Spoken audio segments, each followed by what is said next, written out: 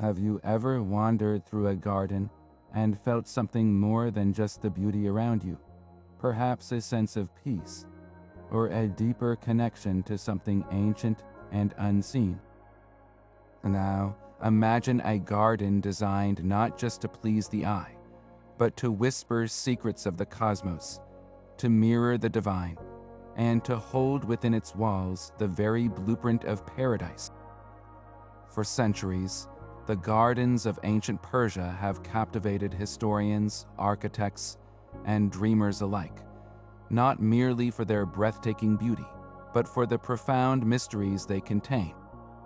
These were spaces where art met science, spirituality intertwined with politics, and nature was harnessed in ways that still astonish us today. They were far more than collections of plants and pathways. They were living symbols of power, spiritual belief, and engineering genius, carefully encoded with meanings that have intrigued scholars for generations. What made these gardens so extraordinary? Think about the harsh, arid landscapes of ancient Persia, a land where water was scarce, and survival was a daily challenge. Yet, within this unforgiving environment, the Persians created lush, vibrant oases that seemed to defy nature itself. These gardens were not just feats of irrigation and design. They were expressions of a worldview that saw the earthly and the eternal as intertwined. Each element, from the layout of the pathways to the flow of water through intricate channels, was imbued with symbolic significance.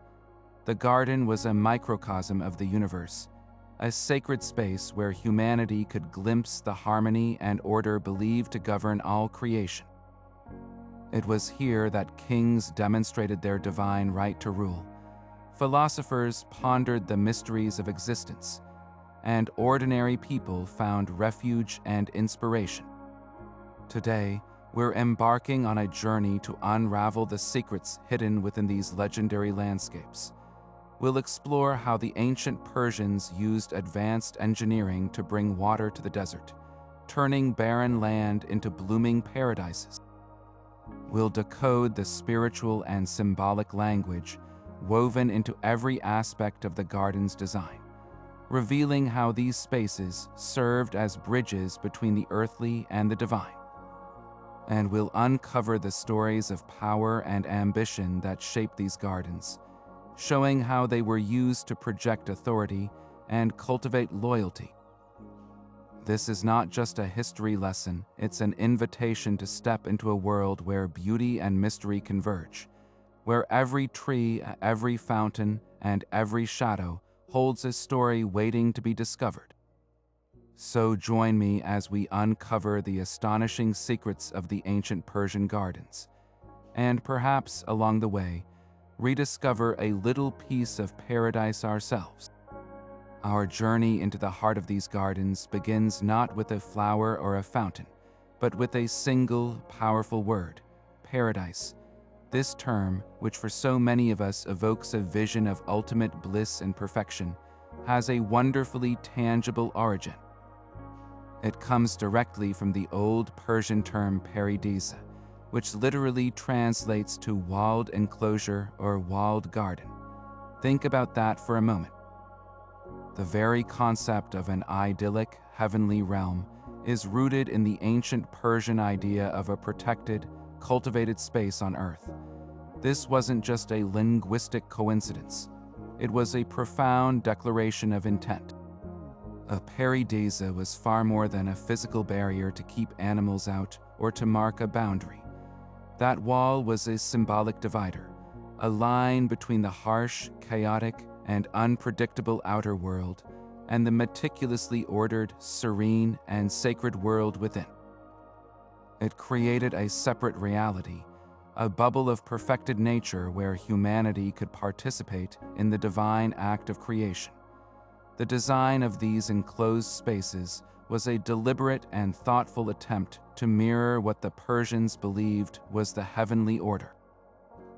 They saw the universe as a perfect, harmonious system governed by divine laws, and the garden was their canvas for recreating that cosmic blueprint on a human scale. This foundational philosophy is known as Chahar Bagh, or Four Gardens. The design is strikingly geometric and deeply symbolic. The garden was divided into 4 precise quadrants by 2 primary channels of flowing water, which represented the 4 rivers of life described in Zoroastrian scripture. These waterways weren't just for irrigation. They were the lifeblood and the central axis of the entire space, a physical manifestation of the celestial rivers that sustain the universe.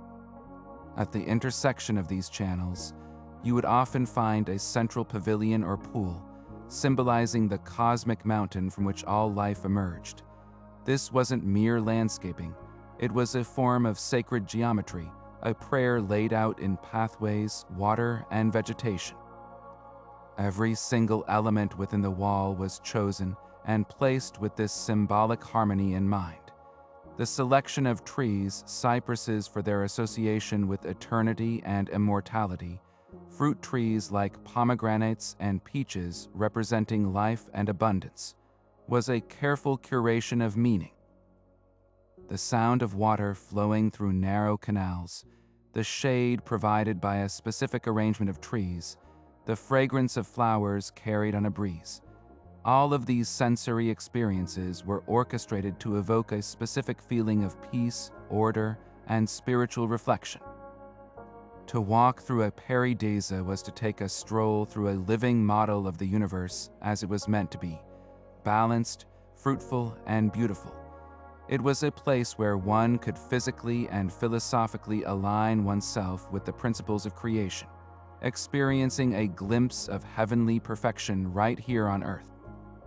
This powerful idea that a garden could be a bridge between the human and the divine, between chaos and order, became the unwavering soul of Persian garden design for millennia, an enduring testament to a civilization that sought to build paradise itself, one stone, one stream, one tree at a time. Now, to truly understand the genius of these gardens, we must step inside that wall and examine their most defining feature, the revolutionary Chahar Bagh layout. This wasn't merely a popular style. It was the absolute cornerstone of Persian garden philosophy, a complete architectural and spiritual system etched into the earth. The name itself, Chahar Bagh, meaning 4 gardens, reveals its core principle: the division of a square or rectangular space into 4 precise, equal quadrants. But this division was far from arbitrary. 2 primary water channels, known as jai, would intersect at a perfect 90-degree angle at the very center of the garden, creating these 4 distinct plots. This created a powerful, cross-axial plan that was both visually stunning and profoundly meaningful. This design transformed the garden from a simple pleasure ground into a sophisticated diagram of the cosmos. It was a mandala of nature, a geometric representation of the universe's perceived order, balance, and harmony. The symbolism woven into this 4-part design is deeply rooted in Zoroastrianism, the ancient pre-Islamic faith of Persia that placed immense importance on the sacred elements of creation. Each of the 4 quadrants was believed to represent one of the fundamental, life-giving elements: sky, earth, water, and plants. The 2 intersecting water channels were far more than irrigation ditches. They were the spiritual arteries of the entire space. They were a direct earthly reflection of the 4 sacred rivers described in Zoroastrian scripture, which were said to flow from a single divine source, nourishing the entire world. The point where these channels met, the very heart of the garden, was its most sacred spot. Here you would often find a magnificent central pool, a bubbling fountain, or an elegant pavilion. This center point symbolized the cosmic mountain, or the divine spring from which all life originally emerged, making it the axis mundi, the connection point between heaven and earth. This layout was a masterful blend of spiritual aspiration and practical genius. The flowing water did more than just represent celestial rivers. It was the functional lifeblood of the oasis. It cooled the air, irrigated the plants, and created a refreshing auditory backdrop with its gentle murmur. The four quadrants, often raised slightly above the water channels, were perfect planting beds, allowing for efficient cultivation of trees, flowers, and shrubs. The Persians demonstrated a breathtaking understanding of hydraulics and gravity, designing subtle slopes to ensure a continuous, gentle flow of water through every part of the garden without the need for mechanical pumps. This ensured every plant, from the tallest cypress tree to the smallest flower, received the nourishment it needed to thrive in the arid climate. The Chahar Bagh was, therefore, a perfect synthesis of the spiritual and the scientific, a cosmological map that also happened to be a supremely efficient survival system. The influence of this design cannot be overstated. It became the absolute blueprint for Persian gardens for over 2,500 years, from the grandeur of Pasargadi, where Cyrus the Great is said to have laid out the first known example, to the majestic gardens of the later Safavid Empire. More astonishingly, this Persian concept of the fourfold paradise garden traveled vast distances, carried by trade, conquest, and cultural exchange. Its principles were enthusiastically adopted and adapted by Islamic civilizations, becoming the foundational model for some of the world's most famous gardens, from the Court of the Lions in Spain's Alhambra to the iconic Mughal gardens of India, such as the sublime Shalimar Bagh and even the grounds of the Taj Mahal. The Chahar Bagh layout stands as one of history's most enduring and widespread design ideas, a powerful testament to the ancient Persian vision of creating a perfect, balanced, and harmonious world within our own. Now, having explored the profound spiritual and geometric principles of the Chahar Bagh, we encounter the undeniable paradox that lies at the very heart of this entire endeavor. How could such a vision of lush, water-dependent paradise possibly flourish in the middle of a harsh, sun-scorched desert? The answer lies not just in the visible beauty of the gardens above ground, but in a hidden world of breathtaking engineering marvels beneath the surface. The ancient Persians didn't merely adapt to their arid environment. They learned to master it, employing a level of hydraulic ingenuity that would be impressive even by modern standards. This was a civilization that literally moved mountains to bring life-giving water to their paradise gardens, and their primary tool for this monumental task was an invention so effective and so brilliant that it is still in use today, the Qanat. Imagine a vast underground aqueduct, not built with concrete and steel, but carved patiently through rock and soil by human hands over generations. This is the essence of a Qanat. It is a gently sloping tunnel that begins deep within the foothills of a mountain, tapping into a natural aquifer or a subterranean water source. The genius of the system is in its simplicity and its profound understanding of gravity. The tunnel is dug with a barely perceptible decline, just enough to allow water to flow steadily and reliably over many miles, entirely powered by the natural pull of the earth, without any need for pumps or external energy. At regular intervals, vertical access shafts were dug down to the main tunnel.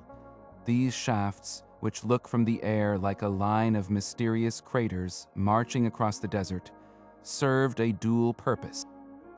They provided ventilation for the diggers and, crucially, they allowed for the constant maintenance and cleaning of the tunnel to prevent blockages, a task that was often the responsibility of entire villages. The knowledge required to construct a Qanat was a closely guarded secret, passed down through specialized guilds of skilled engineers known as muqannis. These were the true unsung heroes of the Persian garden. Their work was incredibly dangerous, undertaken in cramped, dark, and unstable conditions with the constant risk of cave-ins. They possessed an almost mystical understanding of geology and hydrology, able to read the land to identify the best places to start a mother well, and to chart a course that would deliver a steady, clean flow of water to its destination, sometimes dozens of miles away. The water that emerged at the garden's outlet was not just life-giving. It was cool, clean, and protected from the relentless evaporation of the desert sun, making it incredibly efficient. This wasn't just plumbing. It was a sacred act of coaxing a hidden river from the earth to nourish a vision of heaven. Once this precious water arrived at the garden walls, another layer of sophisticated engineering took over. The water was channeled into the central Jai, the primary artery of the Chahar Bagh. From there, a network of narrower canals, rills, and precisely placed outlets would distribute it to every corner of the 4 quadrants. The flow was meticulously controlled by a system of gates and dividers, often managed by a dedicated water master who ensured every plant received its fair share. The sound and sight of this water were integral to the garden's soul. It would bubble up in central fountains, creating a mesmerizing focal point, and then cascade through shallow terraces, creating a soothing auditory tapestry that enhanced the feeling of serene isolation within the walled enclosure.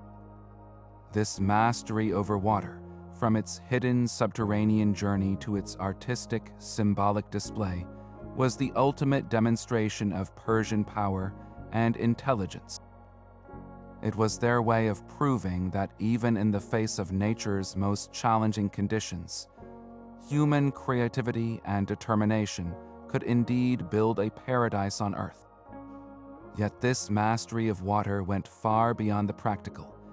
Every shimmering surface, every murmuring stream was imbued with layers of profound symbolic meaning, transforming the garden into a living scripture. In the Zoroastrian faith that so deeply influenced early Persian thought, water was not merely a resource. It was one of the 7 sacred creations, an element to be revered, protected, and kept pure. This spiritual reverence was physically manifested in the garden's centerpiece, the still, deep reflecting pool. These pools were far more than decorative reservoirs. Their mirror-like surfaces, perfectly capturing the vastness of the sky and the silhouettes of surrounding cypress trees, served as a powerful metaphor for the human soul. The goal was to achieve a state of inner stillness and clarity, to make one's own spirit as placid and reflective as that pool, able to accurately mirror the divine order of the heavens without the distortion of chaos or ego. This was a place for quiet contemplation, a reminder that eternity itself could be glimpsed in a moment of perfect peace.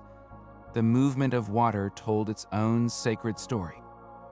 While the central pool symbolized stillness and eternity, the channels and canals represented the dynamic, flowing force of life itself. The carefully engineered streams that branched out from the central axis to nourish the 4 quadrants were a direct physical parallel to the Zoroastrian belief in the 4 rivers of paradise, streams of water, milk, wine, and honey that sustained all creation. The gentle, continuous sound of water moving through these narrow rills was a constant, soothing auditory reminder of life's unending flow, a sensory experience designed to induce meditation and a connection to the cosmic cycle. This wasn't noise. It was a form of natural music composed by the garden's architects, a soundtrack for paradise that masked the harshness of the outside world and enveloped visitors in a bubble of serene harmony. Perhaps the most captivating fusion of engineering and symbolism was the fountain. In a Persian garden, Fountains were not the towering, dramatic geysers of later European traditions. They were elegant, often subtle features where water bubbled up from a central source or cascaded gently down a series of shallow terraces. This upward movement was deeply significant. It represented the springing forth of life from its hidden, subterranean source, a direct echo of the water's journey through the Qanat from the deep mountain aquifer. The fountain made the invisible visible, celebrating the very moment life emerged from the darkness into the light. It stood as a triumphant monument to the human ingenuity that made it all possible, a constantly renewing display of victory over the arid landscape. To sit beside it, feeling the cool mist on one's skin and hearing the soft splash of water, was to witness a miracle of both faith and science, a demonstration that the divine and the practical could coexist in perfect, beautiful balance. To fully grasp the significance of these gardens, we must journey back to their very origins, to the very first time this powerful idea was physically planted into the earth.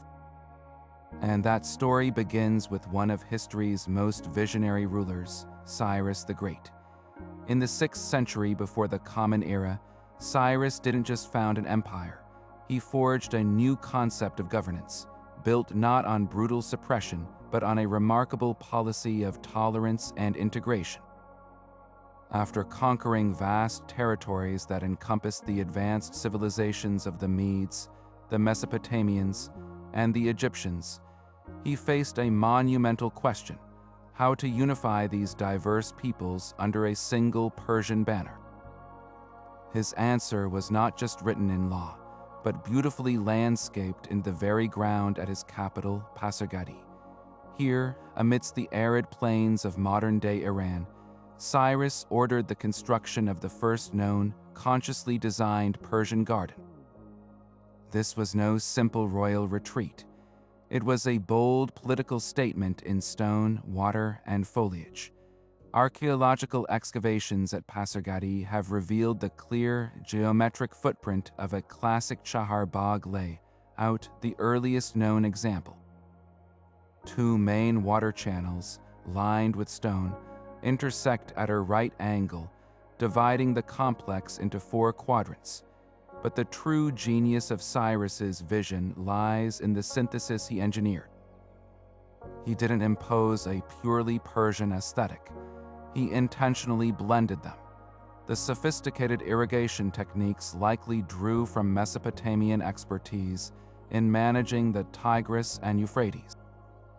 The grandeur of the stonework and the concept of a royal pleasure garden may have been influenced by the legendary hanging gardens of Babylon and the vast enclosed hunting parks of the Medes, known as pairi-daeza, from which our word paradise derives.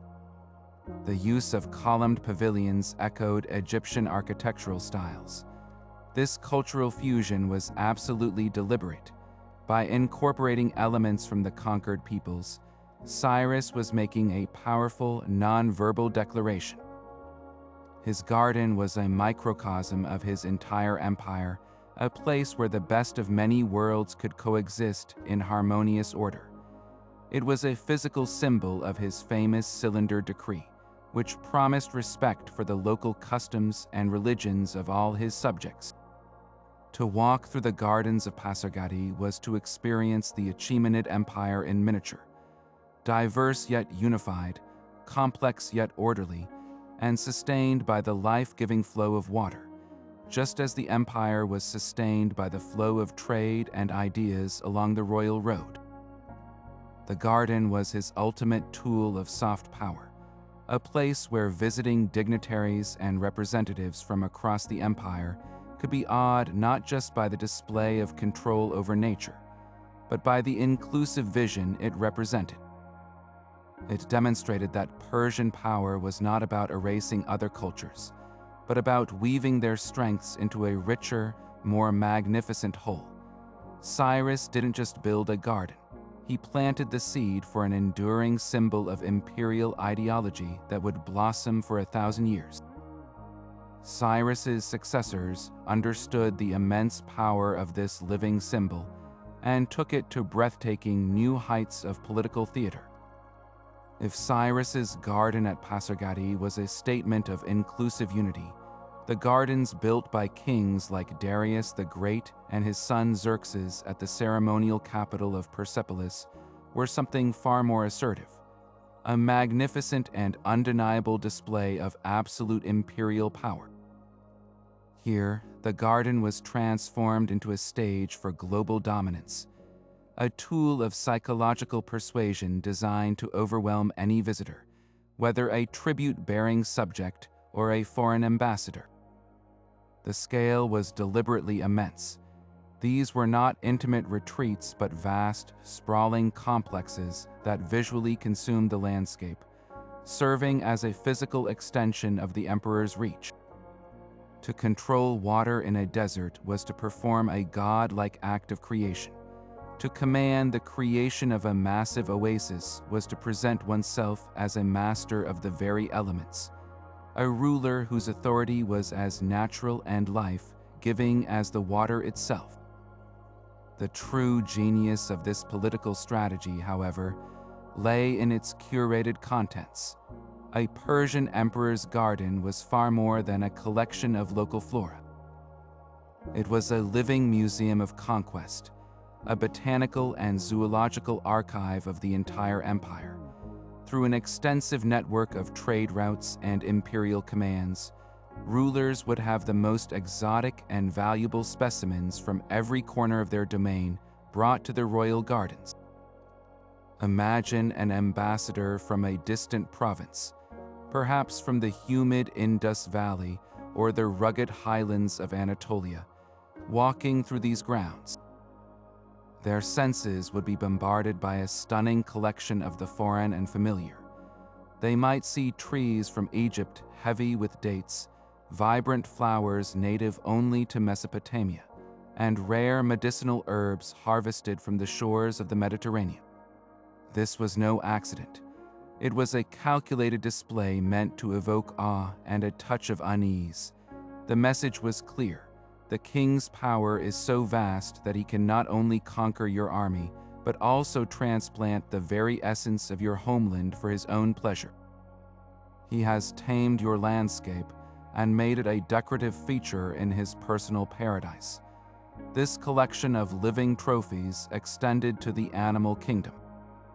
These expansive gardens often functioned as menageries, housing everything from majestic lions and fearsome leopards to exotic birds with brilliantly colored plumage, and even, according to some accounts, Indian peacocks and African antelope.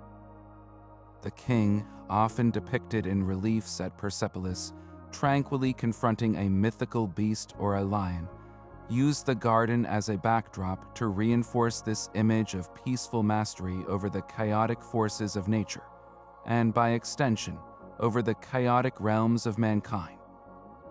A powerful ritual of diplomacy often involved the king receiving visitors in the garden. Surrounded by these symbols of his global reach, he would sit in a shaded pavilion, the sound of flowing water providing a serene soundtrack, while all around him was visual proof that every known world, every climate, and every resource was now under his benevolent control. The garden thus became the ultimate soft power weapon. It allowed the Persian emperor to demonstrate his strength not through overt threats or displays of military hardware, but through an overwhelming experience of abundance, order, and sublime beauty. It conveyed a subtle but potent ultimatum. You can be a part of this harmonious, prosperous system we have built, enjoying the protection and benefits it offers, or you can remain outside the walls, in the harsh and unforgiving desert of chaos. For a visiting delegate, the choice would have felt inevitable. The garden was a masterclass in political persuasion, proving that sometimes the most powerful statement of authority isn't a roar from a throne, but a whisper from a rose grown from a conquered land, blooming defiantly and beautifully in the heart of a desert.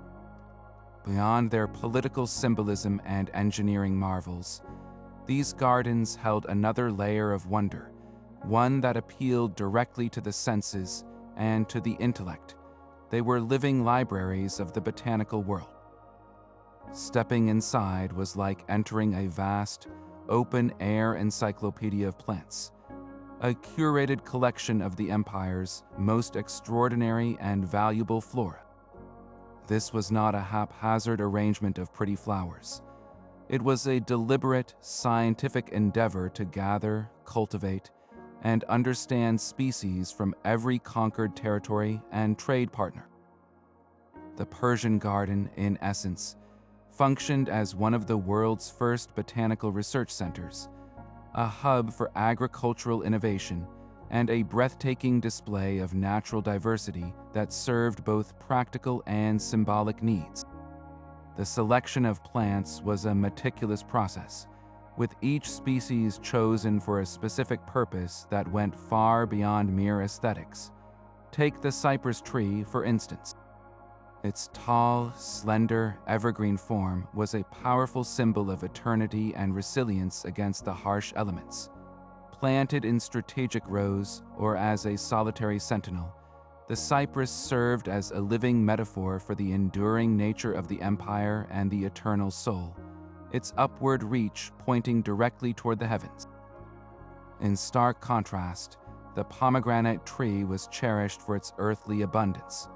Bursting with hundreds of juicy seeds within a single, sturdy rind, it became an ancient symbol of fertility, prosperity, and the orderly containment of life, a perfect miniature representation of the walled garden itself. Then there was the saffron crocus, a plant of almost unimaginable value. Its delicate purple flowers yielded the precious crimson stigma, which when dried became saffron, worth its weight in gold. Cultivating this finicky plant within the protected garden walls was a statement of extreme luxury and control, showcasing the king's ability to command even the most delicate and valuable resources of nature. This drive to collect was fueled by more than just a desire for beauty or symbolism. It was a practical investment in the empire's wealth and well-being. Royal decrees, known as firmans, would be sent to the farthest satrapies, ordering governors to send back not just tribute of gold and silver, but also seeds, saplings, and cuttings of unique and useful plants. Explorers and envoys acted as early plant hunters, tasked with acquiring specimens that could enhance Persian medicine, agriculture, and cuisine. A plant with medicinal properties discovered in the Indus Valley might find itself tested and propagated in the royal gardens of Susa.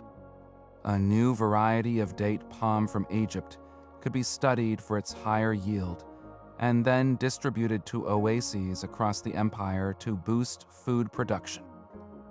These gardens became testing grounds for cross-pollination and grafting techniques, early experiments in horticultural science aimed at creating hardier, more fruitful, or more beautiful varieties. The result was a breathtaking sensory experience for any visitor. The air would be thick with the intermingling perfumes of roses from Damascus, jasmine from the Indian subcontinent, and the citrus blossom from bitter oranges acquired through trade networks. The palette of colors was staggering, from the vibrant blue of the native iris to the fiery red of tulips gathered from the Anatolian highlands. The textures varied from the soft, feathery fronds of imported ferns to the waxy, robust leaves of the orange tree. This incredible diversity was the ultimate flex of imperial power. It demonstrated that the king's influence could tame and collect the entire known world, not just its people and its treasures, but its very essence, its flora, and present it all in a perfectly ordered, harmonious, and life-sustaining display. The garden was a living map of the empire, a walkable atlas where every turn introduced a new region through its most beautiful and valuable botanical exports. This tradition of collection and study did not vanish with the fall of the first Persian empires. It was refined and expanded upon by later Islamic rulers who saw immense value in the preservation and expansion of knowledge. During the Islamic Golden Age, these royal gardens evolved into even more formalized centers of learning. They became attached to libraries and academies, where physicians, pharmacists, chemists, and botanists would meticulously study the properties of these gathered plants. They compiled detailed, illuminated manuscripts, cataloging species, illustrating their forms, and documenting their uses in medicine, cooking, and industry. The Persian garden, therefore, stands as a crucial chapter in the history of science. It was a precursor to the modern botanical garden, a place where the simple act of cultivating a foreign flower contributed to a vast and growing body of human knowledge about the natural world, proving that the pursuit of beauty and the pursuit of understanding are, and have always been, deeply intertwined. But the genius of these gardens extended beyond the earthly plane, reaching upwards to the very stars themselves. We now discover that the rigid geometry of the Chahar Bagh was not only a map of a spiritual paradise, but may have also functioned as a sophisticated astronomical instrument. Mounting evidence suggests that the precise orientation of these gardens, the alignment of their central waterways, and the placement of key pavilions were deliberately calibrated to capture celestial events. This transforms our understanding of these spaces from merely symbolic landscapes into dynamic, open-air observatories, where the rhythm of the cosmos was woven directly into the daily experience of the garden. Consider the fundamental layout, the two primary water channels intersecting at a perfect right angle, creating the four quadrants. This cross-axial design created powerful, unambiguous sightlines. Scholars theorize that the main axis of a garden was often aligned with the rising or setting sun on a solstice or an equinox. On those specific days, the sun would appear to travel directly along the length of the central water channel, its reflection blazing a path of light through the heart of the garden. This would have provided a spectacular and unmissable celestial marker, signaling the change of seasons with divine precision. For an agricultural society living in a challenging climate, this was not just poetry, it was vital practical knowledge. The summer solstice marked the longest day, a time of peak growth and impending heat, while the winter solstice promised the return of the light and the planning of future plantings. The garden became a giant, functional calendar, its architecture working in concert with the heavens to dictate the rhythms of planting, harvesting, and religious ceremony.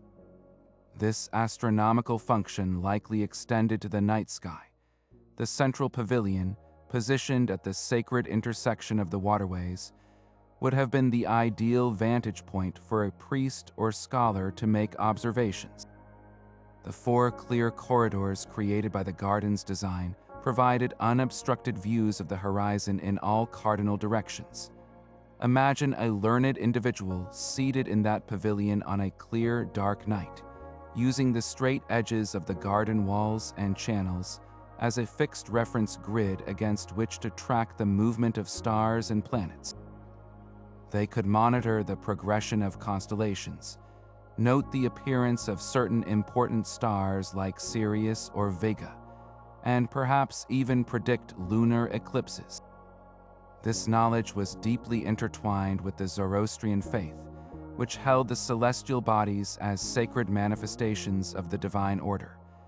Understanding their movements was a form of communion with the divine, a way to read the will of the Creator in the great clockwork of the night sky.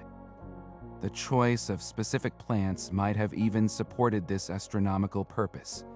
The towering vertical form of the cypress tree, so commonly placed as an accent, could have served as a natural gnomon, the shadow-casting element of a sundial. By tracking the movement of its shadow across the precisely laid stone pathways or the surface of a still pool, one could tell the time of day with remarkable accuracy.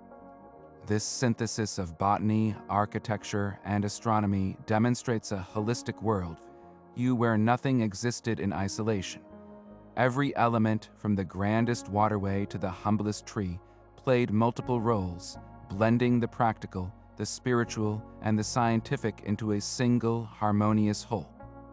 The Persian garden, therefore, emerges as perhaps the most sophisticated and multi-layered landscape ever conceived, a place where one could literally watch the universe turn, its mysteries reflected in the still water at one's feet. To truly understand the soul of the Persian garden, we must listen to the ancient spiritual whispers carried on its breezes, whispers that speak of a cosmic battle between light and darkness, order and chaos. This profound philosophical foundation was provided by Zoroastrianism, the dominant faith of the Achaemenid and Sasanian empires, which saw the entire universe as a stage for the struggle between the benevolent wisdom of Ahura Mazda and the destructive deceit of Angra Mainyu.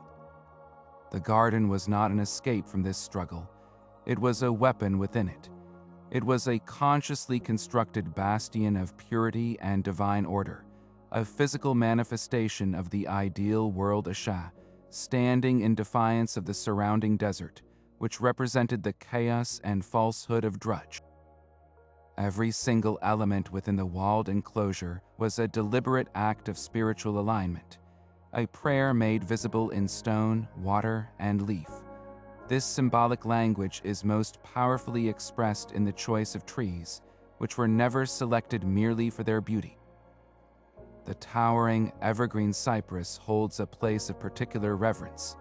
Its unchanging, vibrant green foliage throughout the harsh summer heat and winter cold made it a universal symbol of resilience, eternal life, and the unwavering nature of the divine.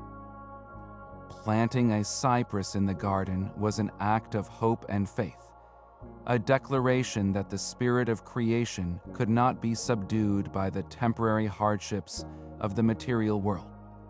Often placed as a solitary sentinel or in solemn rows, its sharp, upward-reaching form served as a living arrow pointing toward the heavens, a constant reminder of humanity's spiritual aspirations. In direct contrast, the fruit-bearing trees like the pomegranate or the peach represented the tangible, life-giving bounty of a world properly ordered by Ahura Mazda. Their cyclical nature, blossoming, fruiting, and regenerating, celebrated the fertility and abundance that flowed from virtuous living and the triumph of good. Perhaps the most potent fusion of the spiritual and the architectural was the placement of fire altars within garden pavilions. Fire, in Zoroastrianism, is the ultimate sacred element, the purest symbol of Ahura Mazda's divine light, wisdom, and truth. It consumes impurity yet provides warmth and illumination. By housing a perpetually burning sacred fire in an elegant, open-sided pavilion at the heart of the garden, the space was transformed into an active temple. The flickering flames would be reflected in the central pool, creating a dazzling interplay of light on water, while the fragrant smoke from sandalwood or other precious woods would mingle with the scent of roses and oranges. This was not a private ritual hidden away. It was a public display of piety and power. To sit in that pavilion, surrounded by the ordered beauty of the garden, watching the sacred fire and hearing the water flow, was to experience a multisensory sermon on the Zoroastrian ideal, a world where the forces of light, wisdom, and life-giving abundance reigned supreme. This entire composition, the pure water, the sacred fire, the evergreen trees, and the geometrically perfect layout, was a direct attack on the concept of decay and disorder. The relentless Persian sun, which could so easily scorch and symbolize the anger of nature, was instead harnessed. It was filtered through carefully arranged leaves to create dappled shade, and its light was used to make fountains sparkle and set the fire altar ablaze.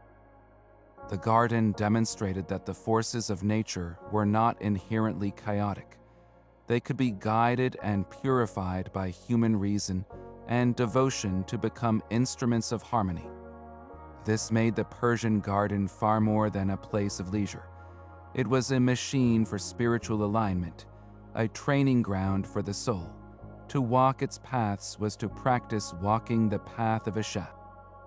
To breathe its air was to inhale the fragrance of a perfected world. It was a daily, lived experience of the paradise that awaited if humanity could collectively choose to cultivate order within themselves and repel the chaos without, a powerful, enduring vision that turned horticulture into the highest form of worship. This profound legacy of spiritual and celestial design makes the stark reality we face today all the more poignant. For all their grandeur and cosmic significance, the physical remains of these ancient Persian gardens are heartbreakingly scarce. We are left with a haunting mystery. Where did these earthly paradises go? The answer lies in a confluence of factors that reveal just how fragile these masterpieces of living art truly were. Unlike towering pyramids or stone temples, a garden is a transient creation. Its primary materials, water, soil, and plants, are inherently vulnerable to the relentless passage of time. Without constant, meticulous care, the intricate Qanat systems would silt up and collapse. The carefully cultivated trees and flowers would wither and be reclaimed by the native desert scrub. The exquisite order of the Chahar Bagh would dissolve back into the very chaos it was designed to defy, leaving behind only the faintest of scars on the landscape for archaeologists to find. Human conflict delivered the most decisive blows. The great ceremonial capital of Persepolis, with its magnificent gardens, was intentionally torched by the armies of Alexander the Great in the 4th century before the Common Era. This was not merely an act of conquest. It was a calculated act of symbolic annihilation. By setting fire to the palace and its gardens, Alexander aimed to erase the very heart of Persian imperial power and ideology. Subsequent waves of invaders, from the Arab conquests to the Mongol invasions led by Genghis Khan and later Tamerlane, continued this pattern of destruction. These conquerors understood that to truly subjugate a culture, you must destroy its most potent symbols.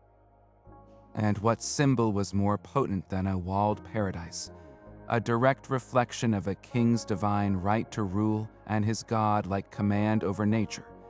These gardens were systematically dismantled, their water channels broken, their pavilions shattered, and their trees burned, ensuring the spiritual and political center of the Persian world could not easily rise again. So, with so little left to physically examine, how do we possibly begin to reconstruct these lost wonders? Archaeologists and historians have become detectives, piecing together clues from a fascinating array of sources. One of the most vital are the intricate stone reliefs that adorn the walls of Persian palaces, particularly at Persepolis. These are not just artistic decorations, they are frozen moments in time. They depict detailed scenes of gift-bearing delegations from across the empire, and often, in the background or framing the scenes, we see clear representations of the gardens themselves. We can see the repeating patterns of trees, often alternating cypress and fruit trees in a precise, rhythmic order.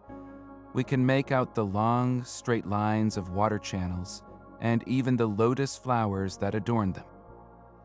These carvings provide an invaluable blueprint, confirming the existence and specific layout of the gardens that once surrounded these very walls. Ancient texts offer another rich vein of evidence. Greek historians like Xenophon, who traveled through Persia and even fought in Persian armies, returned home with vivid descriptions of these paradisal enclosures, which he called pairi-daeza. His writings provide first-hand accounts of their size, their layout, and their use as spaces for royal leisure and diplomacy. Even more importantly, we have surviving administrative tablets from the heart of the empire.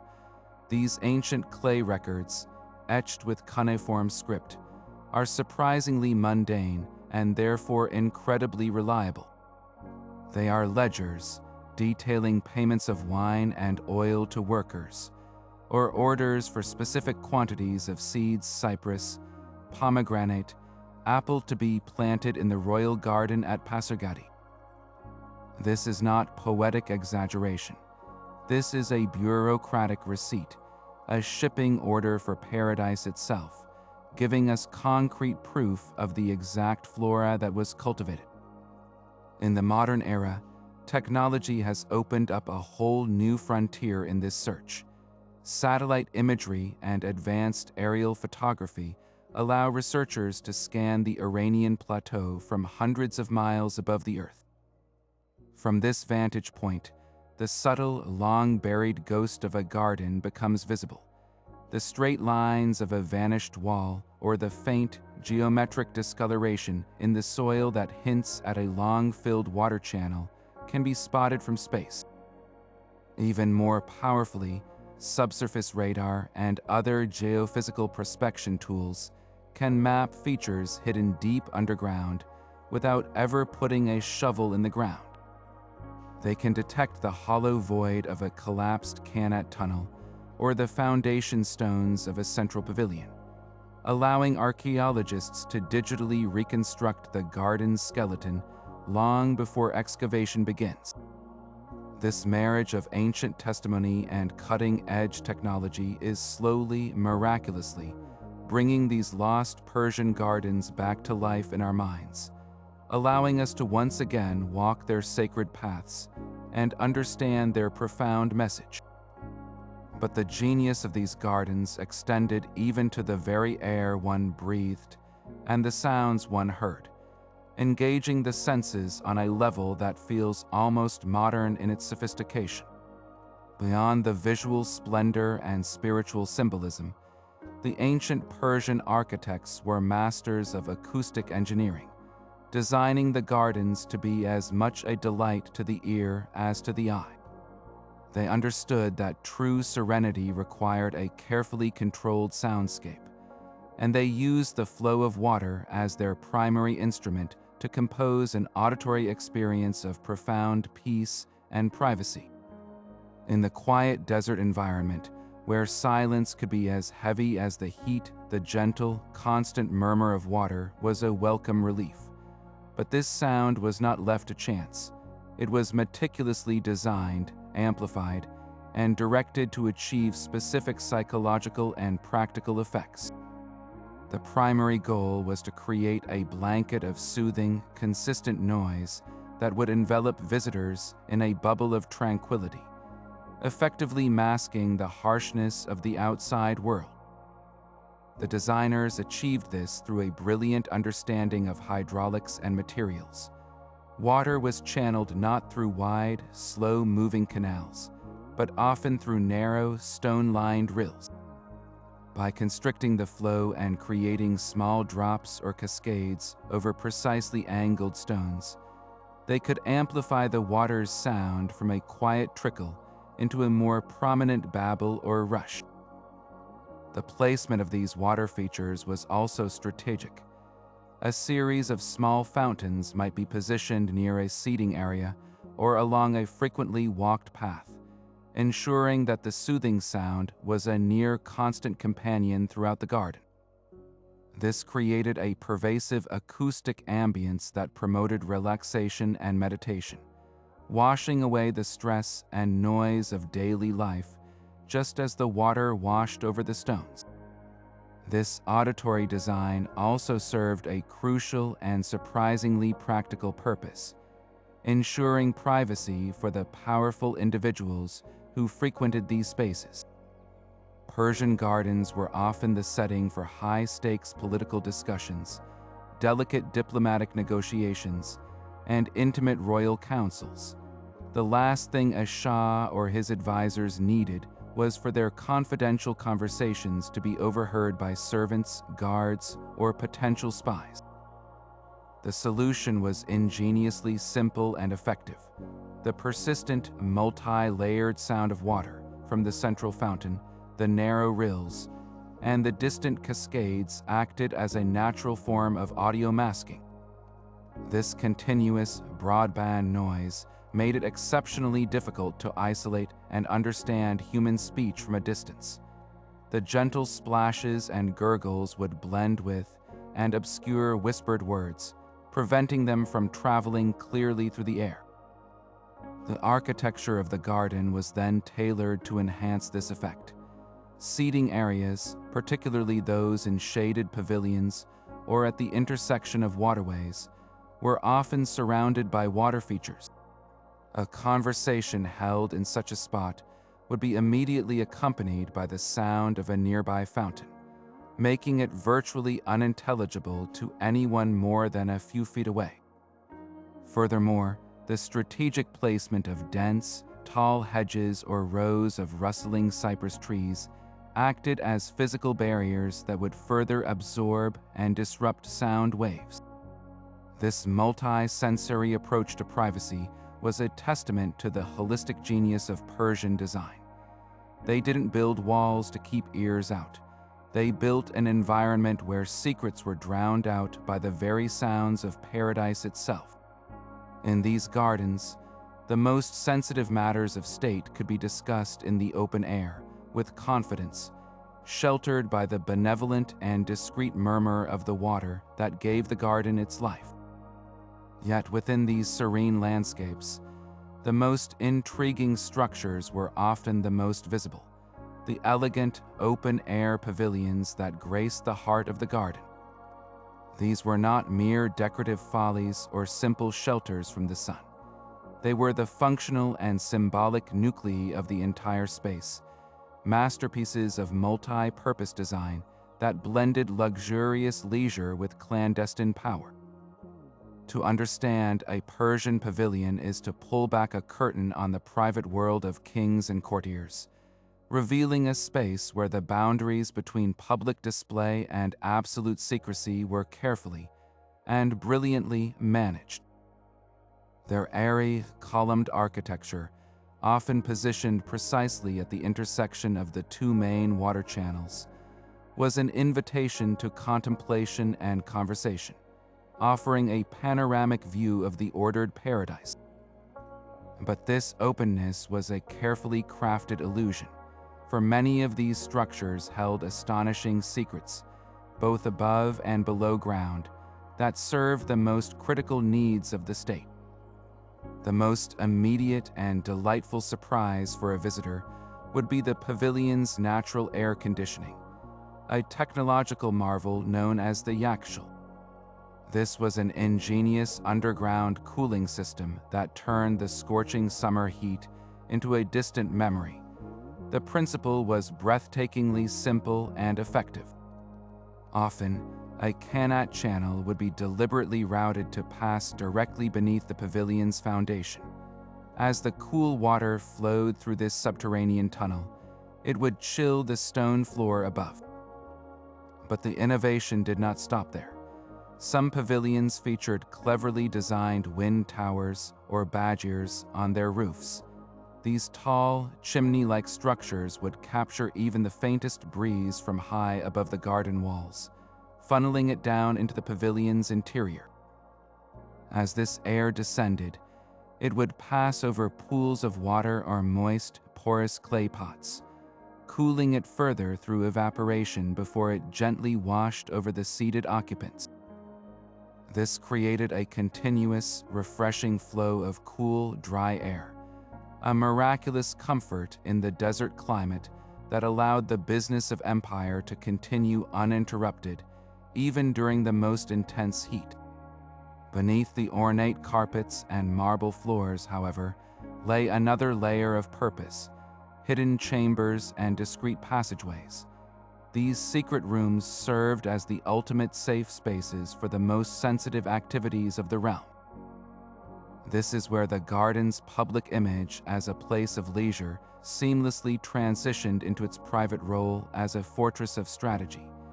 Ambassadors from rival powers could be discreetly escorted into a subterranean meeting room, their conversations completely shielded from prying ears by the very earth and the masking sound of water flowing overhead.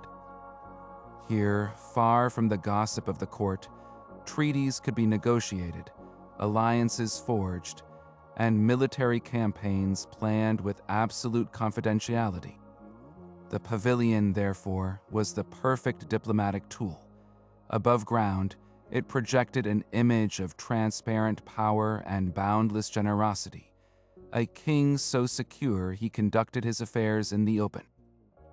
But below ground, it provided the secure privacy essential for the ruthless pragmatism of governance. This duality extended to the pavilion's role in royal leisure and intellectual pursuit. It was a private sanctuary where the Shah could retreat from the immense pressures of leadership. He might recline on cushions, listening to poets recite verses inspired by the garden's beauty, or engage in deep philosophical debate with scholars and theologians. The serene environment, engage all senses, was specifically designed to stimulate clear thought and creative thinking. The perfumed air, the mesmerizing play of light on water, the dappled shade, and the soothing soundscape created an atmosphere perfectly conducive to reflection and inspiration.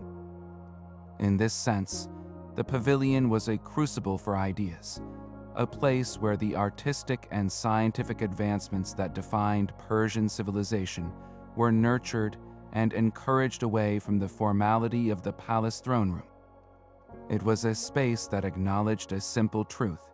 Sometimes, the most effective governance happens not in a hall of audience, but in a quiet corner of paradise, where strategy is whispered on a cool breeze and the future is contemplated to the gentle, discreet music of flowing water. This deep, multi-layered symbolism woven into the very soil of the Persian garden ensured it would not remain confined to the physical world of emperors and engineers. It was destined to bloom even more vibrantly in the boundless realm of the imagination, becoming the central, beating heart of Persian poetry and art for 1,000 years. When the physical gardens of empires like the Achaemenids and Sasanians began to fade into memory, their spiritual and aesthetic essence was rescued and immortalized by the poets and artists who recognized them as the perfect language for expressing the most profound human experiences. The garden provided a complete and universally understood symbolic vocabulary, a shared cultural touchstone that every Persian speaker, from a king to a farmer, could instantly recognize and feel deeply. It became the ultimate stage upon which the dramas of the soul were played out. In the epic national poem, the Shahnameh, or Book of Kings, completed by the poet Ferdowsi around the Unearth, the garden is already established as the ultimate setting for both royal destiny and personal tragedy. It is in a paradise garden that the great hero Rostam, while sleeping, is discovered by the Princess Tamina. Their entire fateful love story, which leads to the birth of their son Sohrab, begins in this enclosed, intimate, and symbolically charged space. The garden here is not a backdrop. It is an active participant in the narrative, representing a moment of perfect, yet fleeting harmony and love that is destined to be shattered by the tragic events that follow. It establishes the garden as a place where timeless moments occur, where the course of history can be altered by a single meeting beneath the cypress trees. This poetic evolution reaches its most exquisite and nuanced form in the works of the lyrical masters, Hafiz and Sadi. For these poets, the garden and every single element within it become a mirror for the entire human condition. The nightingale's desperate, passionate song for the rose is not just a natural phenomenon. It is the soul's eternal longing for the divine, a love that is beautiful precisely because the rose is fleeting and will one day scatter its petals to the wind. This encapsulates the concept of affability, the bittersweet awareness of life's beautiful impermanence.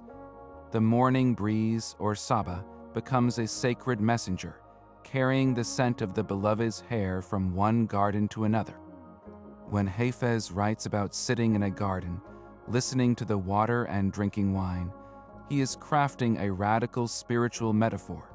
The wine is not literal, it is the intoxicating joy of divine love, and the garden is the human heart itself, which must be cultivated and purified to become a worthy vessel for that love. His poetry is a guide to tending one's own inner paradise.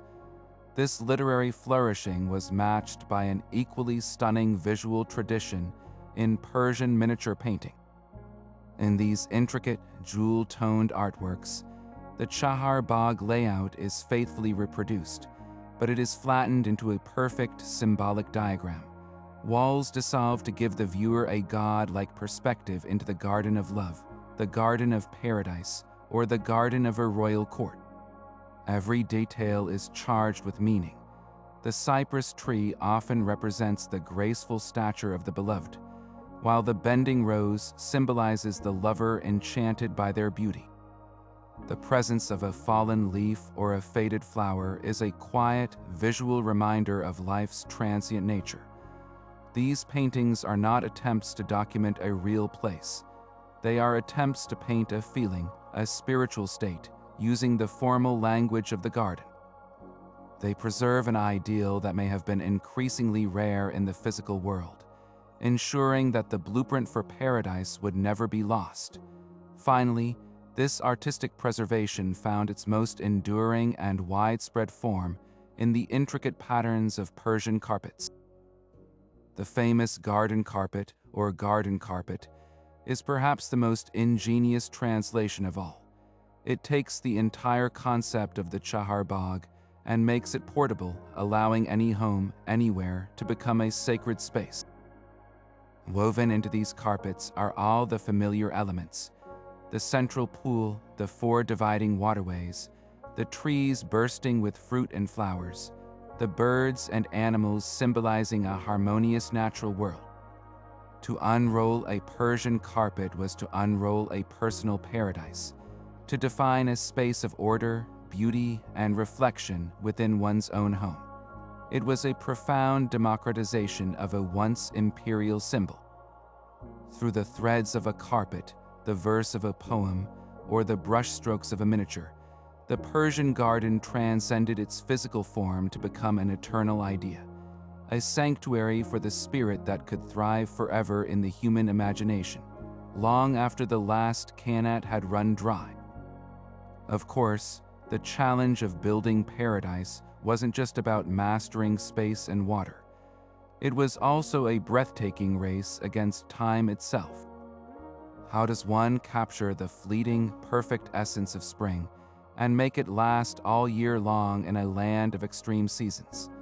This was the next frontier for the Persian gardener, and their solution was nothing short of genius, a carefully orchestrated illusion they crafted to present a vision of eternal renewal, ensuring the garden was never caught in a moment of decay or dormancy. They called this sublime trick the concept of eternal spring, and achieving it required a deep, intimate understanding of nature's most subtle rhythms, manipulated with the skill of a master composer conducting a silent, endless symphony of bloom. The first instrument in their symphony was the thoughtful creation of microclimates. Remember that all-important wall, the pairi-daeza. Its purpose extended far beyond symbolism and security. Those high, thick barriers acted as massive thermal masses, absorbing the heat of the sun during the day and slowly releasing it throughout the cool desert night. This created a vastly different environment inside the garden compared to the harsh, exposed land outside. The walls protected delicate blossoms from searing, desiccating winds and trapped warmth, allowing gardeners to push the boundaries of the growing season. Plants inside would bud and bloom weeks earlier in the spring and hold onto their flowers weeks later into the autumn than their wild counterparts. Furthermore, the strategic placement of tall, dense trees like cypresses created additional windbreaks and pockets of dappled shade, each area offering a slightly different world for a specific plant's needs. One sunny, sheltered corner might be perfect for an early flowering almond tree, while a shadier, damper spot near a canal could host ferns and lilies that would wither elsewhere. The garden was not one single environment, but an intricate mosaic of tiny, controlled climates. The second, and perhaps most brilliant, strategy was the meticulous selection and staggering of plants based on their flowering sequences. This was horticultural choreography of the highest order. Persian gardeners became master archivists of phenology, the study of cyclic and seasonal natural phenomena. They knew that just as the last petals of the delicate purple iris were beginning to fade, the exuberant clusters of the common lilac would be ready to take its place, filling the air with their heavy, sweet fragrance. And as the lilac's glory began to diminish, the roses would be swelling into bud, preparing for their spectacular, perfumed debut. This continuous relay of color and scent was no happy accident. It was the result of deliberate, painstaking planning. Garden ledgers from royal palaces detail specific orders for bulbs like tulips and hyacinths to provide early spring color, followed by peonies and roses for late spring and early summer, and then chrysanthemums and certain aromatic sages to carry the display deep into the autumn. The goal was to ensure that at any given moment, from the melting of the last winter's snow to the first frosts of the next winter, a visitor's gaze would always fall upon a fresh, vibrant flush of color. There was to be no visual pause, no moment where the eye could register decline. This relentless cycle of blooming and fruiting was the ultimate symbol of divine favor and the king's legitimate rule. In a world where a failed harvest could mean famine and unrest, a garden that overflowed with abundance regardless of the season was a powerful piece of political theater. It demonstrated the ruler's unparalleled ability to command the forces of nature itself, to suspend the very laws of decay and seasonality.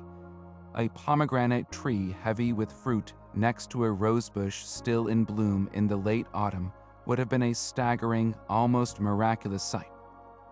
It visually proclaimed that under this king's benevolent and wise order, the kingdom itself was a perpetual spring, eternally fertile, prosperous, and protected from the chaos of scarcity. The garden became a living covenant, a promise that the divine mandate to rule was intact and actively sustaining the land. To walk through it was to experience a perfect, self-renewing world, a powerful and comforting illusion that whispered of immortality, assuring all who entered that here, within these walls, life and beauty were indeed eternal. This revolutionary Persian concept of the walled paradise, the Chahar Bagh, did not vanish with the fall of the Sasanian Empire. Instead, it was embraced, refined, and spectacularly reimagined by the rising Islamic civilizations that followed, carried across continents by the twin engines of conquest and commerce. As the banner of Islam spread from the Arabian Peninsula, it absorbed the sophisticated cultures it encountered, and the ancient Persian tradition of sacred gardening was perhaps one of its most treasured acquisitions. The new Islamic rulers saw in the geometrically perfect, water-centric Chahar Bagh a physical manifestation of the Quranic description of paradise as a garden beneath which rivers flow. This wasn't just a stylistic preference. It was a theological alignment, making the Persian garden blueprint the perfect architectural language for expressing Islamic spiritual ideals of order, beauty, and divine reward. The four-part division could now also symbolize the four rivers of paradise described in the Quran: water, milk, wine, and honey, further enriching its symbolic resonance. The pathways of transmission were the great arteries of trade and empire, most notably the Silk Road. This vast network of routes did not just carry silk and spices. It was a conduit for ideas, art, and technology. Persian engineers, artists, and horticulturalists traveled with conquering armies and trading caravans, bringing their specialized knowledge to new courts eager to display their power and piety. The Umayyad Caliphate, which stretched from Damascus to Spain, became a primary vector for this cultural exchange. When the Umayyad Prince Abd al-Rahman I fled the Abbasid Revolution and established a new dynasty in Al-Andalus on the Iberian Peninsula, he brought with him a profound longing for the gardens of his Syrian homeland, which were themselves deeply influenced by Persian models. This homesickness would blossom into one of the most exquisite examples of the Persian garden ideal far from its origin, the Alhambra in Granada. The gardens of the Alhambra are a masterclass in adaptation. They retain the soul of the Chahar Bagh, but translate it perfectly to a mountainous Spanish landscape. The complex is a series of intimate courtyard gardens, each a self-contained paradise. The Court of the Lions is perhaps the most famous, a stunning interpretation where the central pavilion is replaced by a magnificent fountain supported by 12 marble lions. This becomes the symbolic mountain spring, with 4 narrow channels carrying water out into the 4 quadrants of the courtyard. The sound of water is everywhere here, gurgling through narrow stone rills, bubbling in fountains, and cascading down chutes, creating that same serene auditory tapestry so vital to the Persian original. The design cleverly uses the Sierra Nevada mountains as a backdrop, incorporating the distant snow-capped peaks into the garden's vista, making the entire valley feel like an extension of the walled paradise. The Alhambra proves the Persian formula was not a rigid set of rules, but a flexible philosophy that could find a home anywhere. 1,000 miles to the east, another Islamic empire was falling in love with the Persian garden. The Mughals, descendants of the Mongol conqueror Timur, swept into the Indian subcontinent and established a dynasty that would become synonymous with architectural magnificence. Though coming from a Central Asian steppe culture, they were utterly captivated by the refined Persian civilization they encountered. The Mughal emperors, particularly Babur, Akbar, and Jahangir, consciously modeled their courts on Persian lines, and this included an obsession with building gardens. They saw these structured oases as essential reminders of their homeland and as powerful symbols of their authority to rule over the unfamiliar, often brutally hot plains of India. The Persian Chahar Bagh became the absolute foundation of Mughal landscape architecture, but once again, it was adapted with brilliant ingenuity to its new environment. The most magnificent examples are the Mughal gardens of Kashmir, such as the Shalimar Bagh and Nishat Bagh. Built on the slopes of the Himalayas, these gardens turn the entire concept of the 4 quadrants into a spectacular terrace progression. The central water channel, instead of lying flat, becomes a dramatic staircase of cascades, with each terrace representing a different level of spiritual ascent. The water flows down from the mountaintop through a series of carved stone chutes, cooling the air as it descends through the different levels of the garden, before finally collecting in a large pool at the lowest terrace.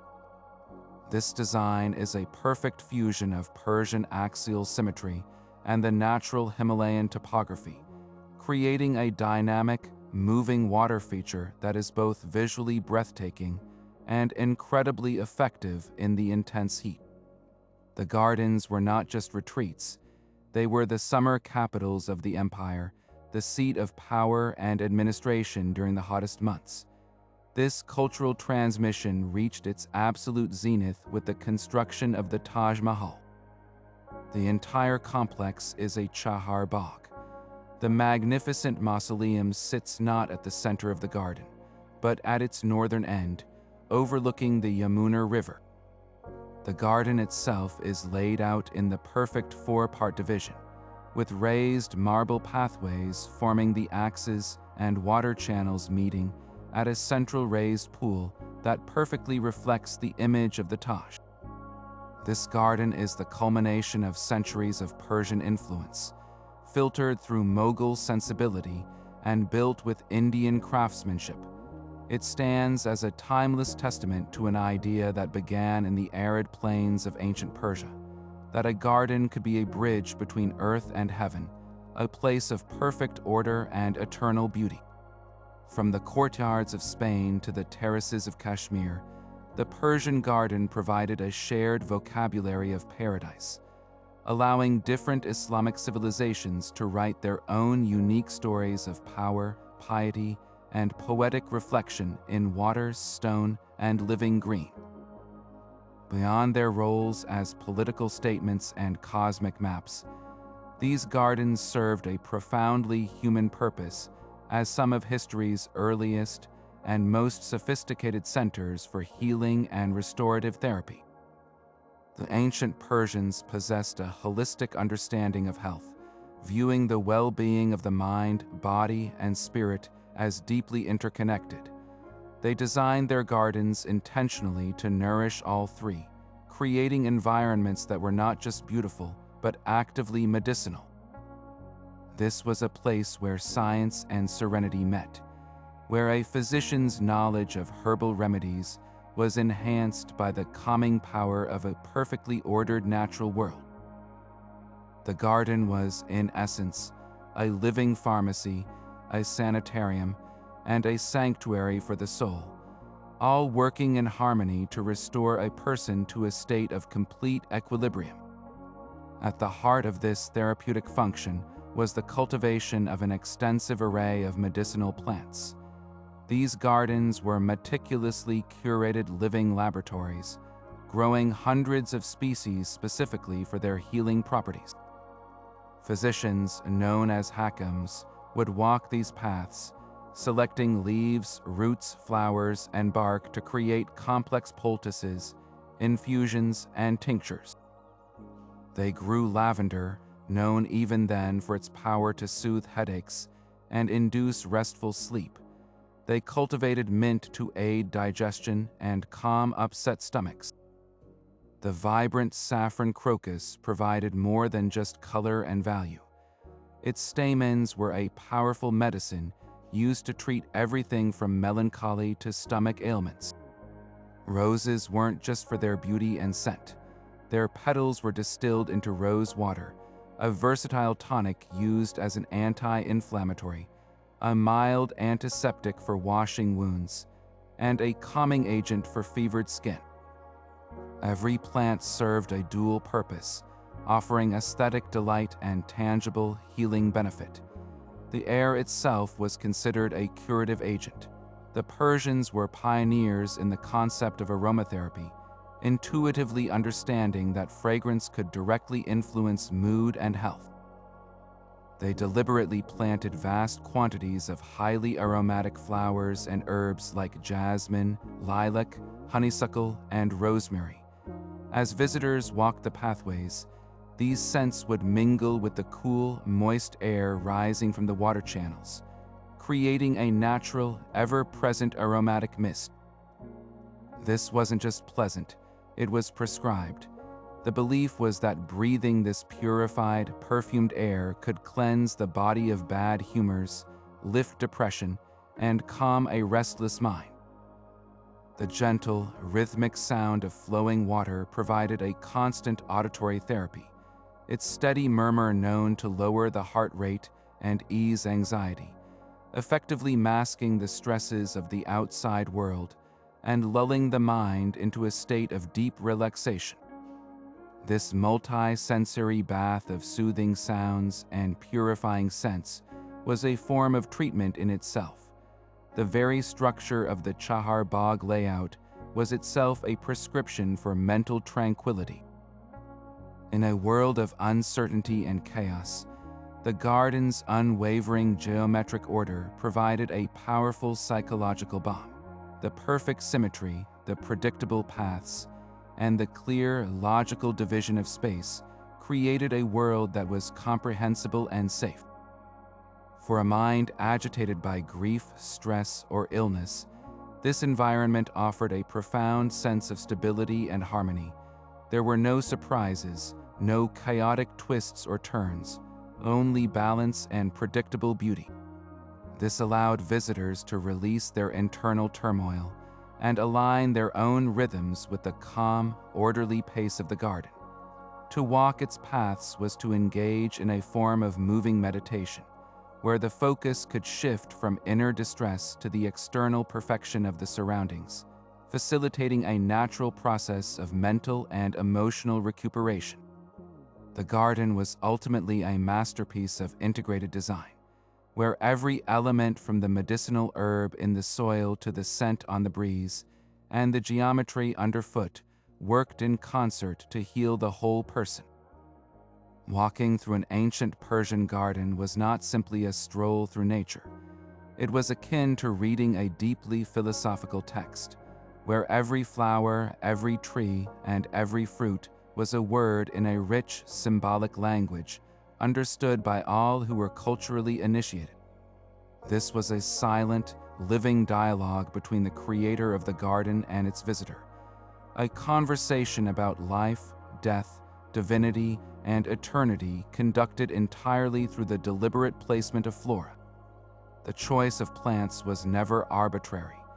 Each species was selected as much for its hidden meaning as for its beauty or scent, transforming the entire landscape into a dense, multi-layered tapestry of coded messages waiting to be deciphered by those who knew how to look. Perhaps the most potent and enduring symbol in this botanical lexicon was the towering, evergreen cypress tree. Its significance is immediately understood when you consider its form and nature. In the harsh Persian climate, where so much vegetation would brown and wither under the relentless sun, the cypress remained a constant, vibrant green pillar of life. This resilience made it a universal emblem of eternity, immortality, and the unwavering human spirit that strives ever upward toward the divine. Its sharp, slender silhouette, pointing like a finger directly to the heavens, represented the soul's journey from the earthly realm to the celestial one. You would often find cypress trees planted in solemn rows lining a pathway, acting as silent sentinels guiding visitors toward a state of spiritual contemplation, or standing alone as a striking focal point, a permanent reminder of the eternal nature of the cosmos that persists long after our own fleeting lives have passed. In beautiful contrast to the cypresses, solemnity stood the rose, the undisputed monarch of the Persian garden, and a symbol of such layered complexity that it inspired centuries of poetry. On one level, the rose represented the pinnacle of earthly beauty, its intoxicating fragrance and delicate, layered petals a pure sensory delight. But this beauty was always understood to be transient. The rose blooms with spectacular intensity, only to wither and drop its petals after a short, glorious life. This inevitable cycle made it the perfect metaphor for divine love and the human soul itself, a thing of exquisite perfection that is both incredibly powerful and heartbreakingly fragile. The nightingale's famous, desperate love for the rose, a common theme in Persian literature, is not a simple love story. It is the soul's longing for union with the divine, a love that is felt most acutely precisely because it is touched by the melancholy of impermanence. To gift a single rose was to communicate a message of pure, spiritual devotion that transcended words. Then there was the pomegranate, a tree whose symbolism is woven directly into its very structure. Bursting with hundreds of glistening, ruby-red seeds contained within a single, tough rind, it was a natural and powerful symbol of fertility, abundance, and the orderly containment of life. It spoke of a kingdom's prosperity, a family's lineage, and the earth's boundless capacity to generate and sustain. But its meaning ran even deeper. The pomegranate's journey from a simple, unassuming blossom to a complex fruit teeming with life mirrored the garden's own purpose, to create a contained universe of abundance from a barren landscape. It was a promise that from a single seed of order, immense and vibrant life could flourish. Eating a pomegranate within the garden walls was not just a physical act of nourishment. It was a symbolic participation in that abundance, a way of internalizing the paradise principle itself. This symbolic language extended far beyond these three famous examples. The humble violet, often nestling in shady corners near water channels, symbolized humility and modesty, its small, downward-turning flowers a lesson in quiet grace. The lotus flower, floating serenely on the surface of a still pool, represented purity and enlightenment, rising pristine from the mud below to bloom immaculately in the light above. Even the common plane tree, prized for its vast, cooling canopy of leaves, was a symbol of strength, resilience, and benevolent protection, offering its shade generously to all who sought refuge beneath its branches. A visitor initiated into this secret language would experience the garden on an entirely different level. A pathway flanked by cypress trees on one side and rose bushes on the other was not just a pretty walkway. It was a philosophical statement on the journey of the soul, suspended between the eternal and the ephemeral. A courtyard centered on a pomegranate tree was a bold declaration of the owner's power to generate and control prosperity. This intricate coding turned every visit into an act of intellectual and spiritual deciphering, where the beauty one witnessed was only the surface layer of a much deeper, more meaningful conversation about the very nature of existence itself.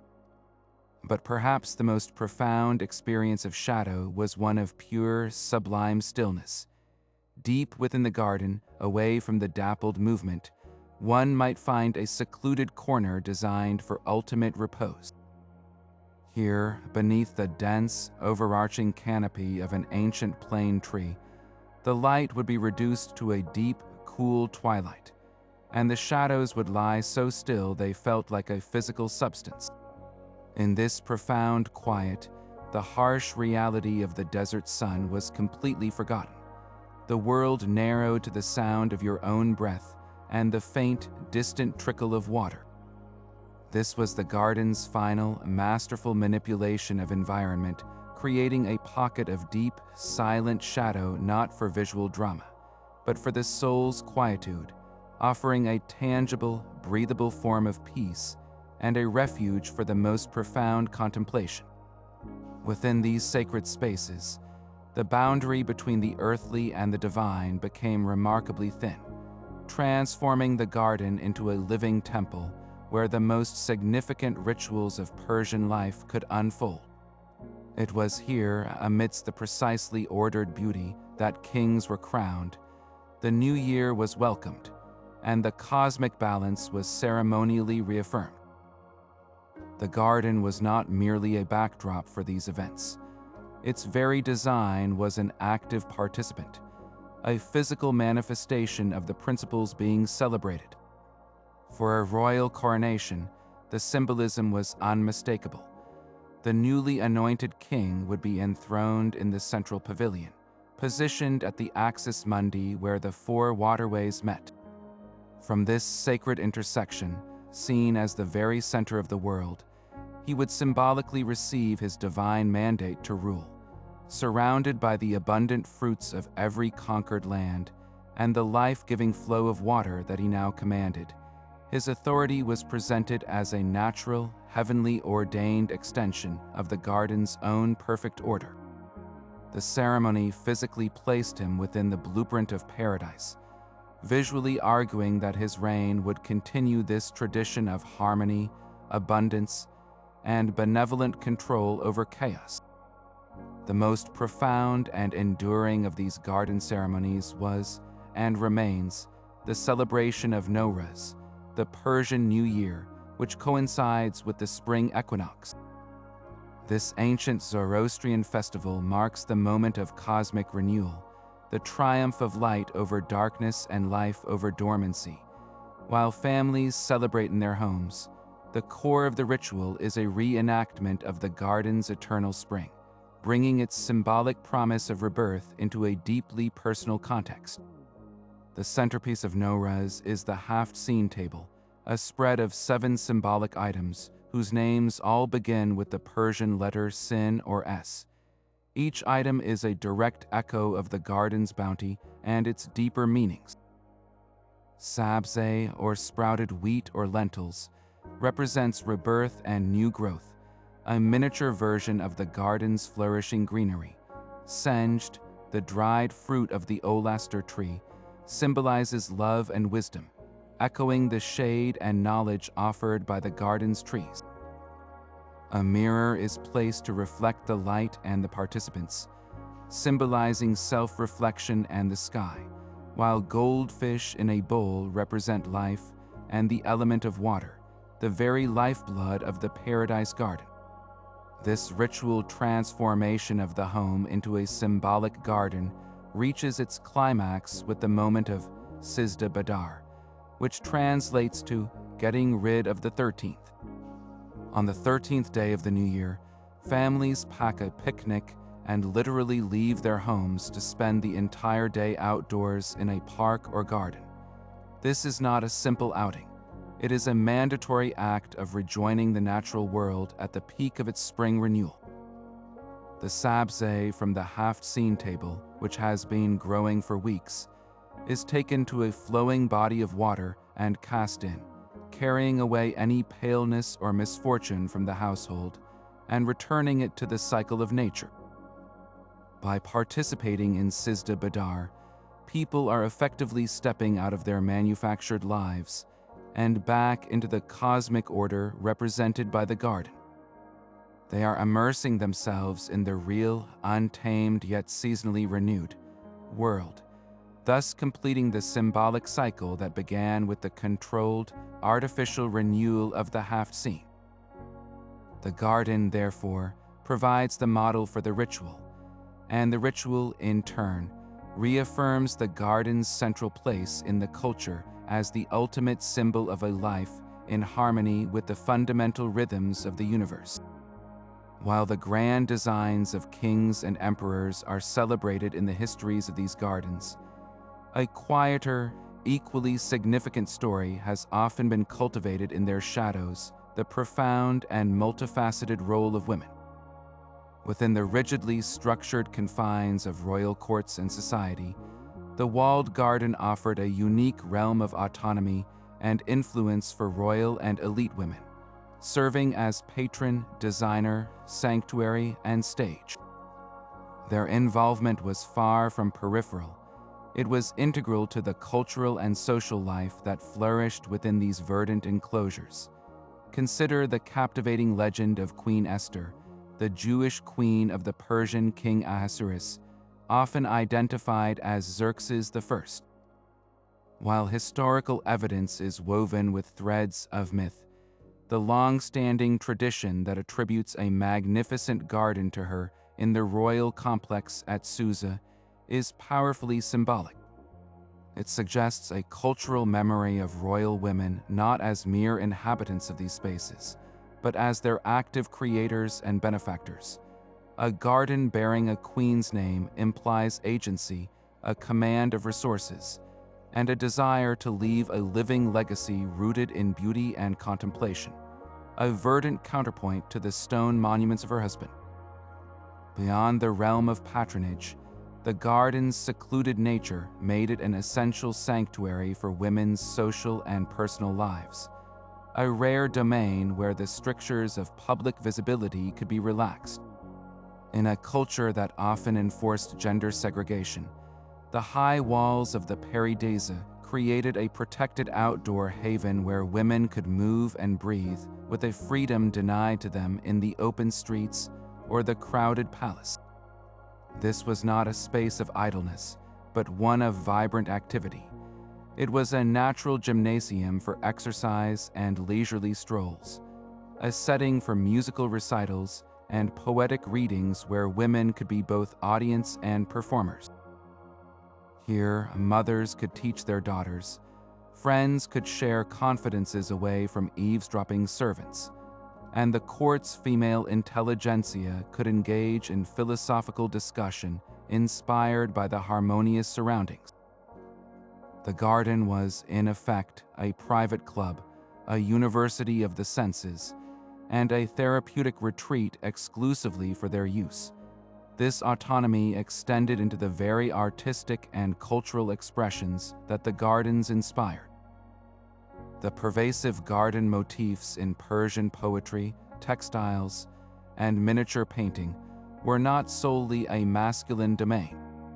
The renowned poet Jahan Malik Khatun, a princess of the 14th century Inju dynasty, wrote exquisite verses suffused with garden imagery, using the metaphor of the nightingale's love for the rose to explore themes of spiritual longing and personal emotion from a distinctly female perspective. The intricate floral patterns embroidered onto textiles and woven into carpets, often by teams of skilled female artisans, further demonstrate how the garden's aesthetic was translated and propagated through their craft. Their needlework preserved the ideal of the Chahar Bagh, stitching a portable paradise into the very fabric of daily life. In these ways, women were not just passive residents of the garden. They were active curators of its cultural soul, shaping the language of Persian art and literature through their unique engagement with this most cherished of spaces.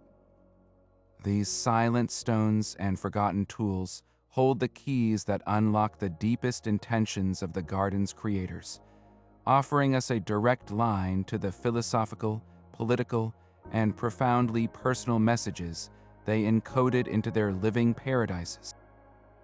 Perhaps the most tantalizing clues come from the cryptic inscriptions occasionally discovered on the remains of garden pavilions or bordering central pools. These are not simple signatures or boasts of construction. They are poetic fragments, philosophical musings, and sometimes direct invocations to the divine.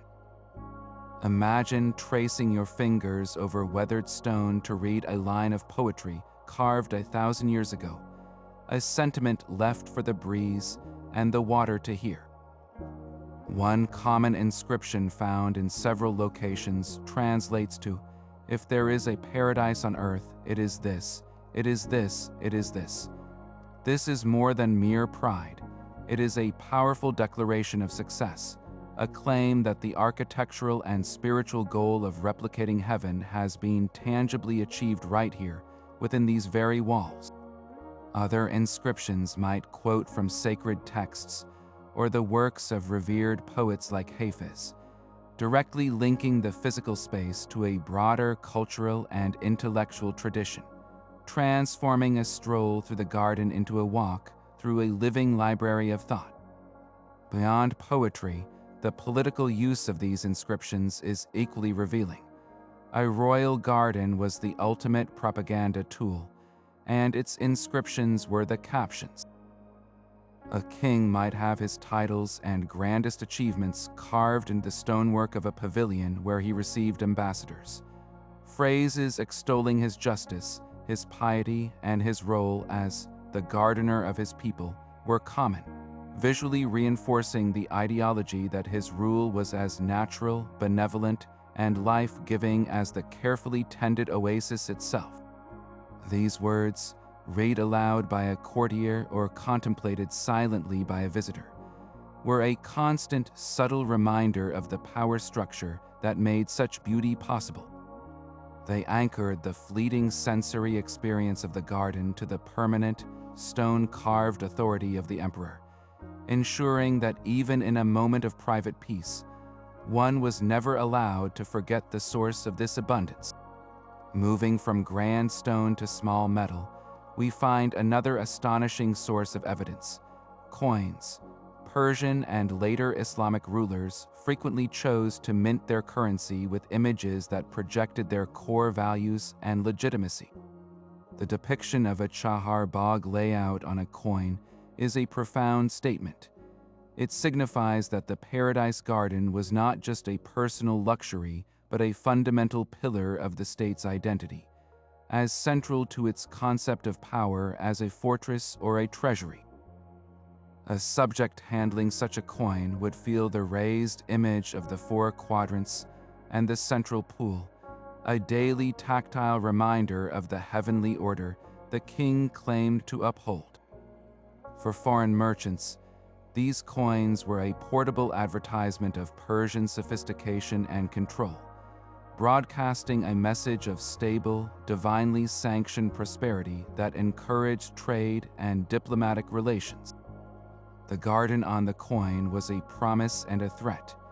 It promised harmony and abundance to those who accepted the ruler's authority, and it implicitly threatened the chaotic alternative of life outside the walls for those who did not. Finally, the most intimate connection to the creators comes from the humblest of artifacts, the gardening tools themselves. Archaeologists have uncovered ancient trowels forged from iron, pruning hooks designed with a specific curve for shaping fruit trees, and carefully weighted watering pots crafted from bronze or clay. These are not the treasures of kings, but the working instruments of the mukanis, the irrigation masters, and the countless unnamed gardeners who tended this paradise. Holding such a tool is to feel the ghost of its calloused-handed user. The wear patterns on a blade tell us about the daily chores, the specific cuts made to encourage growth. The design of a water pot, with its long spout for gently nourishing individual plant roots without disturbing the soil, speaks to a deep, hands-on understanding of horticulture and an almost reverent care for each living thing in the garden.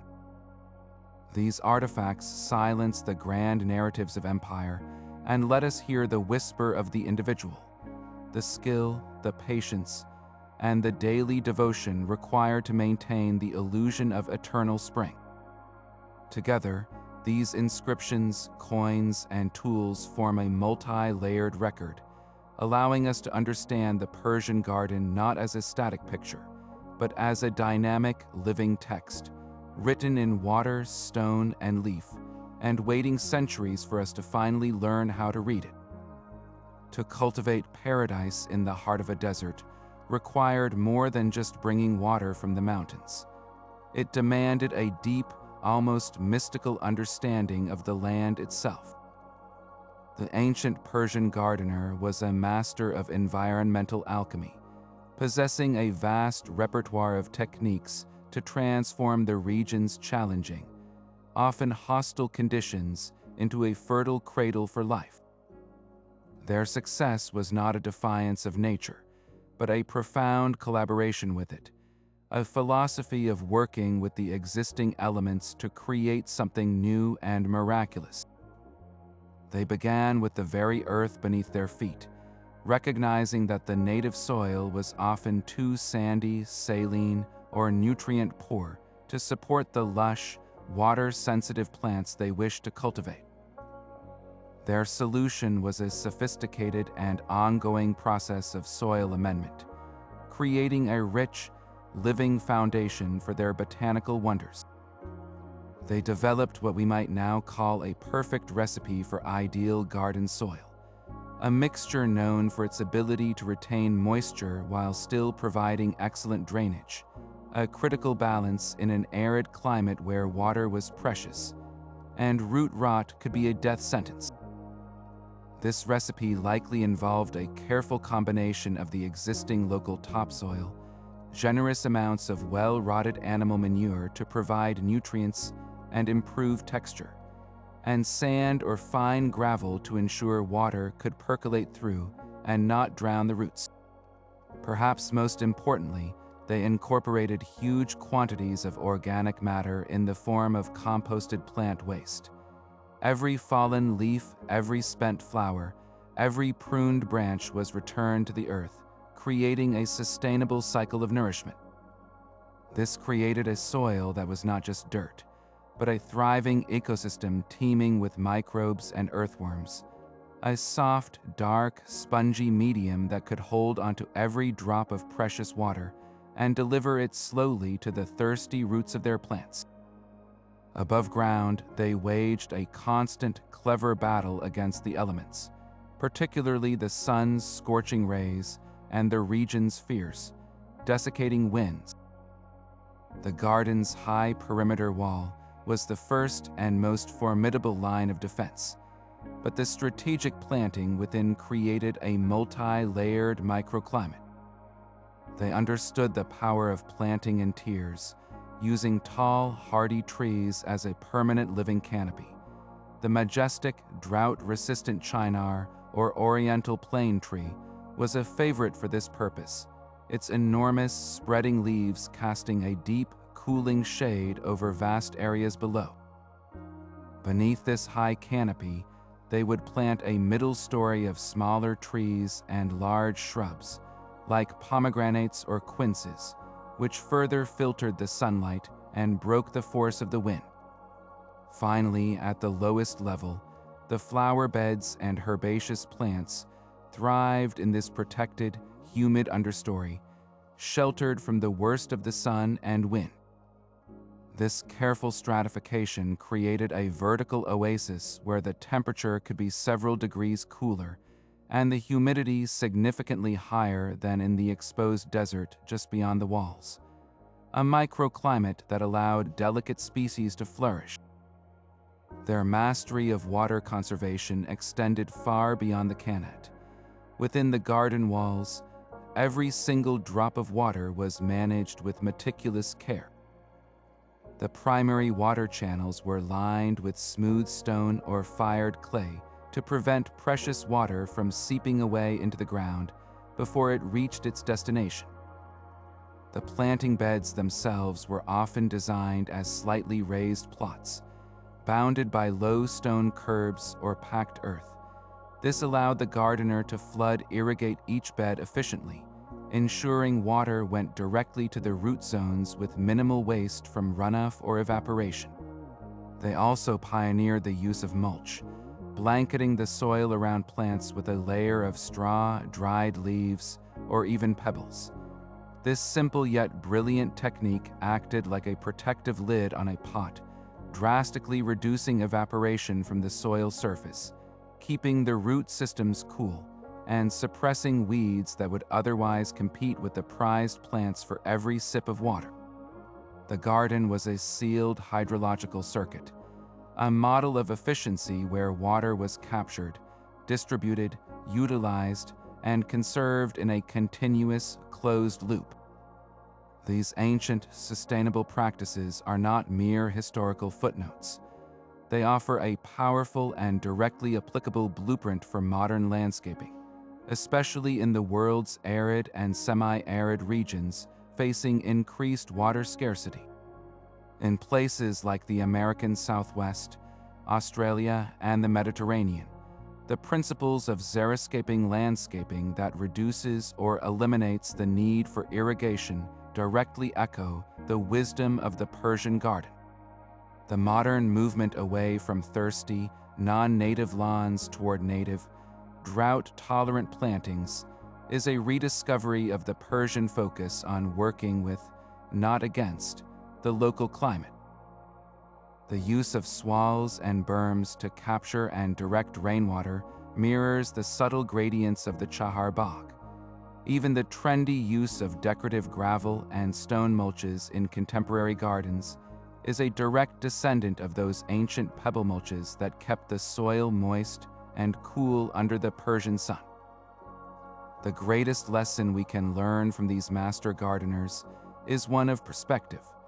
A beautiful garden does not have to be a lush, water-guzzling imitation of a temperate climate. True beauty and sustainability lie in creating a space that is in harmony with its environment, that celebrates the unique qualities of its place, and that uses resources with the utmost reverence and intelligence. The Persian garden stands as a timeless testament to the fact that the most breathtaking landscapes are often those born from a respectful dialogue with the earth, not a conquest of it.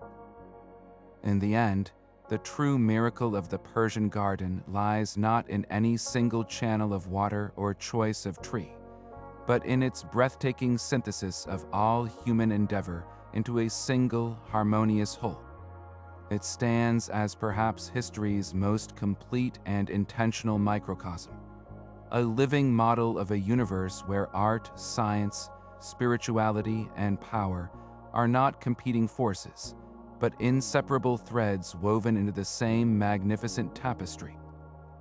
To walk through one was to experience the entire Persian civilization in miniature, a testament to a culture that refused to compartmentalize knowledge, believing instead that understanding the divine required mastering the flow of water, and that expressing political authority was best achieved through the cultivation of beauty. Consider the sheer range of disciplines required to bring these spaces to life. The artist's eye was essential for composing the perfect interplay of color, form, and light, the contrasting textures of a rough-hewn stone path against the delicate petal of a rose, or the precise placement of a pavilion to frame a view of distant mountains.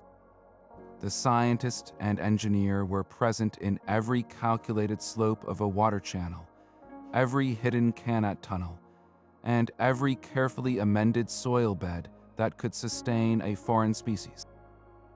The theologian's vision provided the sacred geometry of the Chahar Bagh, the symbolic language of the cypress and the pomegranate, turning a landscape into a scripture written in living green. And the politician understood the garden's power as a stage for diplomacy, a display of global dominion through collected flora, and a living promise of the prosperity that came with accepting imperial rule. This was not a collaboration in the modern sense. It was a complete fusion, where the distinction between these roles blurred into a single, unified purpose, the creation of perfected order. This holistic approach is precisely what made the garden such an enduring and powerful symbol of Persian civilization's sophistication. In a world often defined by conflict and fragmentation, the Persian genius was for integration and harmony. They did not simply conquer neighboring cultures.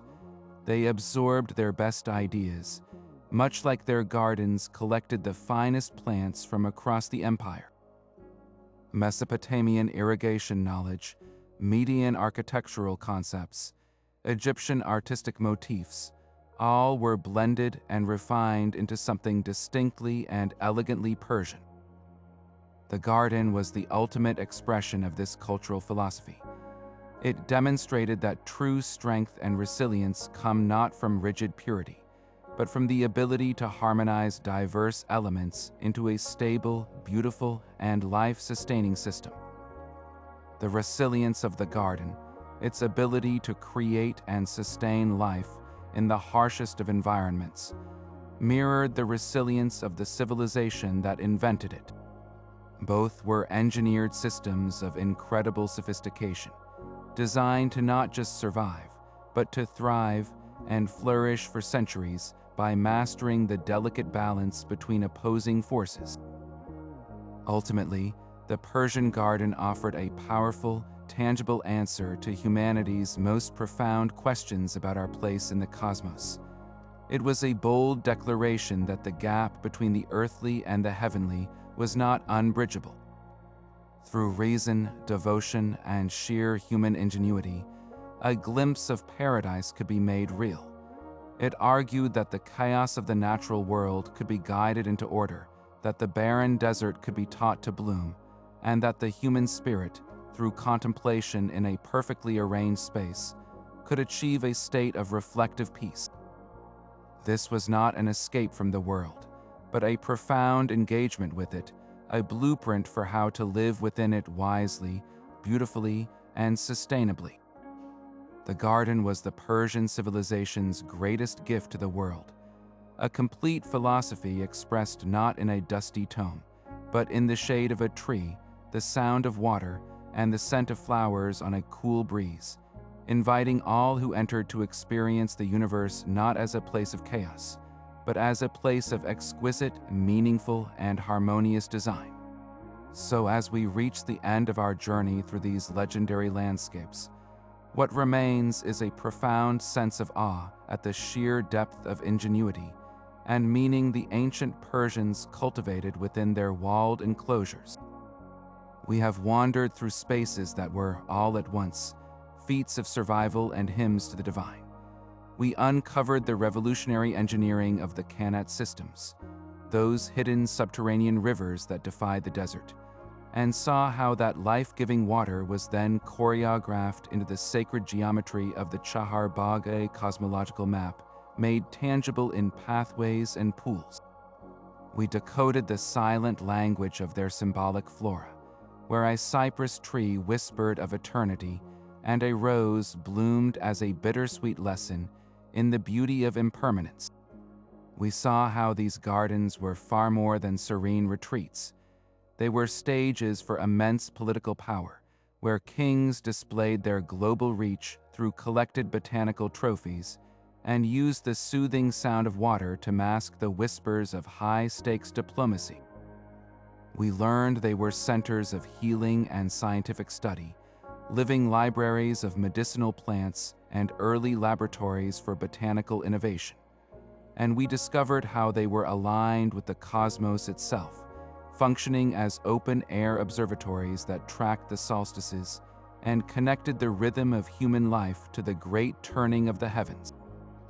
From the spiritual whispers of Zoroastrian philosophy to the breathtaking acoustic engineering that ensured privacy, every layer we peeled back revealed another facet of a civilization that saw no divide between the practical and the profound, the scientific and the spiritual.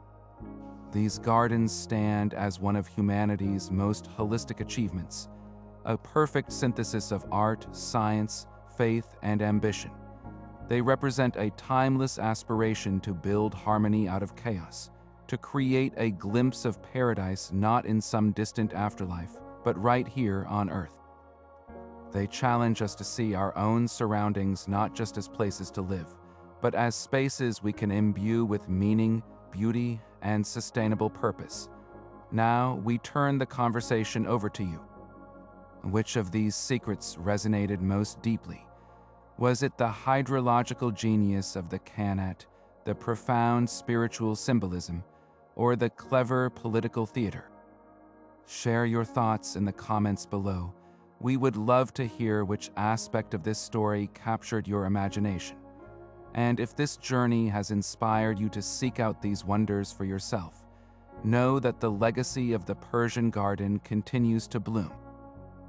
You can still walk the pathways of the Finn Garden in Kashan, feel the awe of the Taj Mahal's refined geometry, or marvel at the water stairs of the Alhambra, each one a living testament to an idea that forever changed how humanity relates to nature, to the cosmos, and to our own boundless potential for